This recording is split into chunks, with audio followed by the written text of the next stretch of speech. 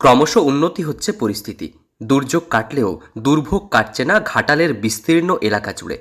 এখনও জলমগ্ন একাধিক গ্রাম, বিভিন্ন ওয়ার্ডের মধ্যে এখনও জমে জল। আবহাওয়ার উন্নতি হয়েছে, বেশ কয়েকদিন হলো বৃষ্টি হয়নি, তবে জমা জলে দুর্ভোগ কাটছে না। রাস্তার উপর দিয়ে এক প্রান্ত থেকে অপর প্রান্তে যাতায়াতের প্রধান বাহন নৌকো। বেশ কিছু জায়গা থেকে জল সরলেও ঘরের মধ্যে ঢোকা দায় হয়ে উঠছে।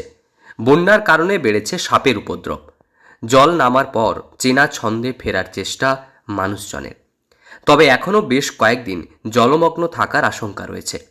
পরিস্থিতি খতিয়ে দেখছেন প্রশাসনের আধিকারিকেরা। ডিভিসির ছাড়া জলে এবং বিভিন্ন জলাধার থেকে জল ছাড়ার কারণে বন্যা পরিস্থিতি সৃষ্টি হয়েছে, যা ক্রমশই ভয়াবহ আকার ধারণ করে। দুর্যোগপূর্ণ আবহাওয়া প্রায় এক সপ্তাহ কাটলেও এখনও জলমগ্ন বিভিন্ন এলাকা। পশ্চিম মেদিনীপুরের ঘাটালের পাশাপাশি ডেবরার বিভিন্ন জায়গা এখনও জলমগ্ন। মানুষের যাতায়াতের অন্যতম মাধ্যম ডিঙি বা নৌকো। এখনও বিভিন্ন জায়গায় বাড়ির একতলা জলে ভর্তি, দোতলায় রান্নাবান্না এবং সংসার চলছে বন্যার্ত মানুষদের। বিভিন্ন জায়গায় এখনও বিদ্যুৎ বিচ্ছিন্ন। স্বাভাবিকভাবে বন্যায় ভয়াবহ পরিস্থিতি সৃষ্টি হয়েছে জেলা জুড়ে। ফের রবিবার ঘাটালের বিভিন্ন এলাকা ঘুরে দেখেন ঘাটালের সাংসদ দেব। শুধু তাই নয়, জেলা পুলিশ প্রশাসনকে সঙ্গে নিয়ে প্লাবিত এলাকা সরজমিনে তদন্ত করে দেখেন মুখ্য সচিব। এছাড়াও ডেবরার বন্যা প্লাবিত এলাকা ঘুরে দেখেন ডেবরার বিধায়ক হুমায়ুন কবির, মন্ত্রী জাভেদ খান সহ অন্যরা। 1 নম্বর ভবানীপুর, 2 নম্বর ভরতপুর, 7 নম্বর মল্লিঘাটি, 8 নম্বর গোলগ্রাম, 4টে অঞ্চলে ব্যাপকভাবে মানুষ ক্ষতিগ্রস্ত হচ্ছে। প্রায় আমরা অ্যাসেসমেন্ট করেছি 80,000 মানুষ ক্ষতিগ্রস্ত হয়েছে। 2,000-এর বেশি মাটির বাড়ি সেগুলো ভেঙেছে। এখন পর্যন্ত কোনো ক্যাজুয়ালিটি নেই, মানুষ মারা যায়নি, কিন্তু ইনজিওর হয়েছে, দেওয়াল চাপা পড়েছে, গরু মারা গেছে, ছাগল ভেসে গেছে, হাঁস মুরগি তো অনেকই ভেসে গেছে।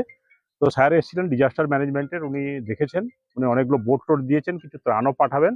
বাকি রইল যে কৃষি যে ক্ষতি হয়েছে, যেখানে সবজির চাষ, ধানের চাষ, এগুলো যেগুলো হয় আর কি, সেগুলো তো ব্যাপক হারে ক্ষতি হয়েছে। সেগুলো কৃষি দপ্তর আছে, তারপরে অন্যান্য দপ্তরে আছে, সব জায়গায় তারা অ্যাসেসমেন্ট করবে। আমরাও চিঠি লিখবো, আমরা রেগুলার মানুষের সঙ্গে যোগাযোগ করছি। আমি এই নিয়ে এখানে 3বার এলাম, বহু ক্যাম্প।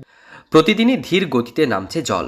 একের পর এক দিন এগিয়ে আসছে বাঙালির শ্রেষ্ঠ উৎসব দুর্গোৎসবের। তবে পুজোর ভাবনা তো দূর, জীবন বাঁচাতে এখনও প্রতিদিন হয়রানির শিকার হচ্ছেন হাজারো হাজারো মানুষ। আবহাওয়ার উন্নতি হলেও দুর্ভোগ কাটেনি। বিভিন্ন জায়গায় খোলা হয়েছে ত্রাণ শিবির। পুলিশ প্রশাসন, স্বাস্থ্য বিভাগ একযোগে কাজ করছে মানুষদের জন্য। তবে কবে বন্যা থেকে সুরাহা মিলবে, প্রশ্ন সকলের। পশ্চিম মেদিনীপুর থেকে রঞ্জন চন্দের রিপোর্ট, লোকাল 18 বাংলা।